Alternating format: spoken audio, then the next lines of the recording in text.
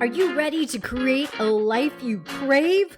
Let's spin that doom loop of negativity into an upward success cycle and start living lucky. Morning! I'm Jana. I'm Jason. And we are living lucky. That just means we feel grateful, we feel blessed, and we are so happy to connect with you this morning. Yes, thanks for waking up with us. Woo! Are we awake? I'm wide awake. I'm bushy-tailed. Are you? Yeah, I'm gonna need a shave. On the wrong end. Too far. That is way too far. Back it up, Buster. Ooh, I just knocked the table. Today we're talking about what you look for is what you find. Jason and I say that often. What you look for is what you find. If you look for the good in things, you're going to find the good. If you look for the negative, if you look for what's wrong in life, then that's what you're going to find. Yeah. There's one caveat. It's called a scotoma. And many people, when I say scotoma, they think of their eyeballs and there's like a blind spot in your eye, in your retinal. That makes my eyes kind of itch when you say scotoma. Yeah. I'm not an ophthalmologist. It's not a scotoma. That's for you, Arnold. I know you're watching. I know you don't like to comment, but I know you're watching. I don't think that was his line. But anyway, I don't know if you've ever tried to find something in your house and you're like... Rushing through the house, panicking, looking for your keys. And you're like, it's not here. Like, where's my wallet? Yesterday, Jason and I were in the grocery store and we were looking for the olives. We went up and down every aisle. Why did they move the olives? They're always Where here. are the olives? I thought they would be near the pickles. No, I thought they would be in the condiments. Or maybe that's the same aisle. I don't know. Anyway, we were having this discussion. We could not find the olives. We could not find them. In fact, I had almost come to the conclusion that maybe... olives are out of season. Right? Or maybe with the pandemic, post-pandemic, maybe they don't sell olives supply anymore. chain's down on olives right now. Like, I had jumped to all of these conclusions in my mind. I'm like, this grocery store does not have olives. Yeah. And sure enough, guess what? They were right. Glad the olives weren't snakes. They were literally right in front of us. And it's called a scotoma. I mean, have you ever said, my keys are not anywhere to be found. I cannot find my keys. Good morning, Marilyn. How are you today? Marilyn's up. And you ransack through the house. My keys are not here. Yeah. And sure enough, I'll be like, honey, they're on the table or in the junk drawer. Everybody has a junk drawer, right? Everybody does have a junk drawer. Like, they're in the junk drawer. Look again. Look again. Nope, they're not there, Jana. They're not there. And sure enough, then I get up and I'm like, oh my gosh, such a pain in the butt that now I have to use my energy to go find the keys that I know are there because I know they're there. I know. My brain has said, I know where they are. And so then I open the junk drawer and say, here's your keys, honey. But he had convinced himself, no, his keys are lost. They are not there. Rushing through the house, looking everywhere I thought I'd been. And we all do this, right? We all do this. And we do it in our lives too.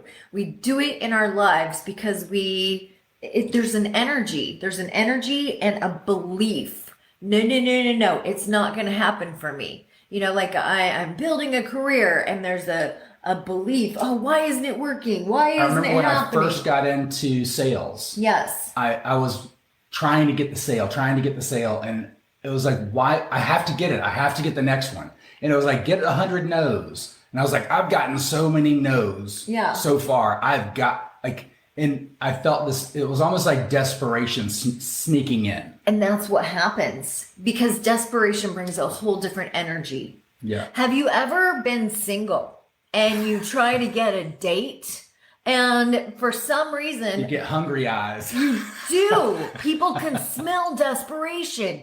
And next thing you know, you're like, I don't understand why nobody wants to ask me out. That creeps into your subconscious. And you sure are pretty. And guys can smell that. They're like, so can girls. Girls can smell that too. They're like, creepo. Stay away from that person. They're like sending out desperation vibes. He needs it too bad.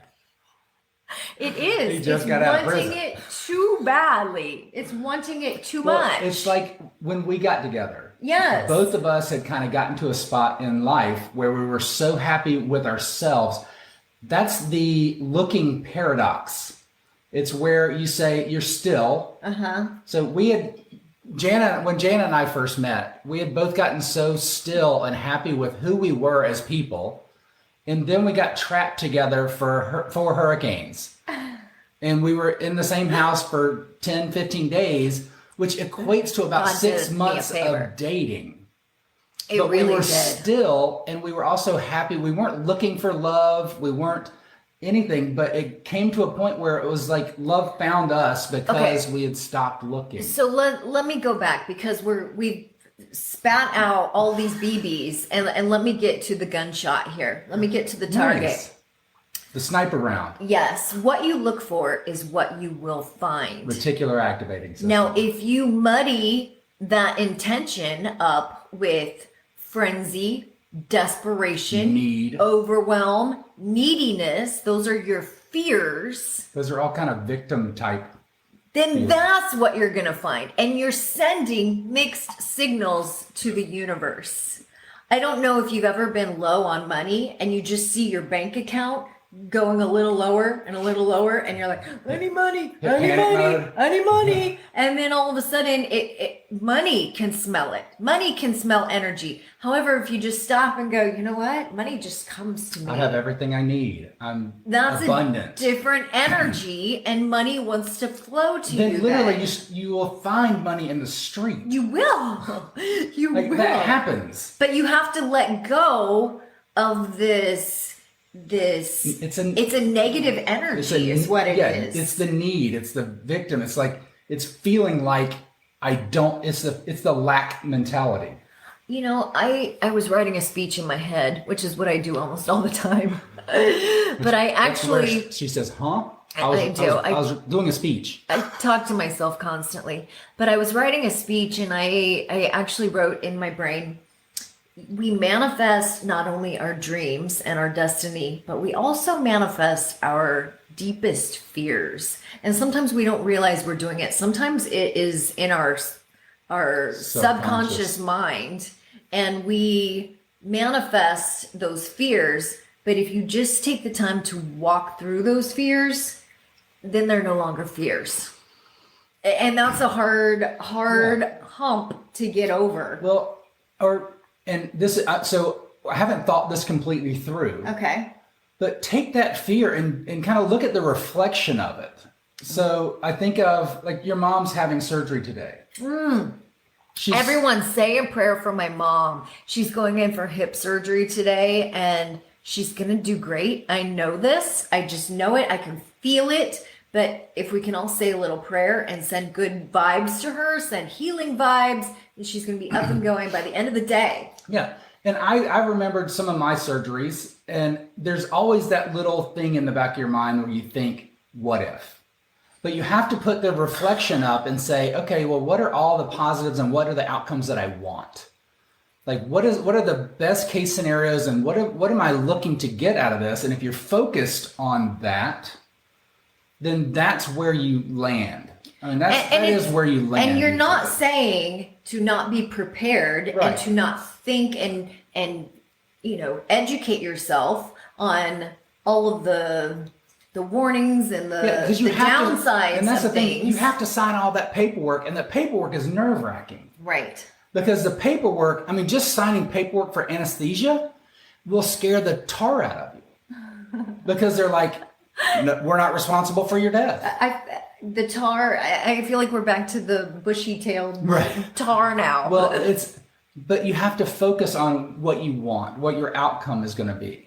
Yeah, there's like a fine line when fear creeps in and starts to muddy the energy. It's dirtying up the lens. Right? Yeah. It's distorting. Because just like you're saying, you're going to manifest one or the other. Or both. It's where you place your energy, and then just be still and allow. Sometimes our biggest fears, that's what we need to face in order to find the dream on the other side as well. Yeah. Anyway, we're all over the place, but it was fun. Patrick, Patrick's here and Jeff Friend. Oh, Kim Coleman. Good morning. I don't know if any of this is making sense to you. Marilyn is sending prayers to my mom. Thank you, Marilyn. She will greatly appreciate that. She's been having trouble my mom has walked every single morning since I think 1980. Yeah, she goes uphill both ways. And that's why it's hard. No, she gets up at 4 a.m. in the morning and she goes walking every morning. She has a friend, Linda Mountain, that walks with her. And they literally have been doing this for years, decades. 28 years. And in the last few years, my mom's hip has been hurting her. And so today she's going in to get a hip replacement. And yeah, look out, Linda. You got to keep up. Now the race can begin, right? Oh, at any rate. All right. So what you look for is what you're going to find. However, if you're muddying the energy, you could experience what we call scotoma or a blind spot, or your subconscious could be putting out your deepest fears, and therefore we're manifesting. Then you're going to find that. Yeah. So we have to be careful about sending mixed signals. Which is what men do a lot of. Huh? He was just coming on to me. That was the signal I got. Love you guys. Have a great day. Bye-bye. If the idea of living lucky appeals to you, visit us at startlivinglucky.com.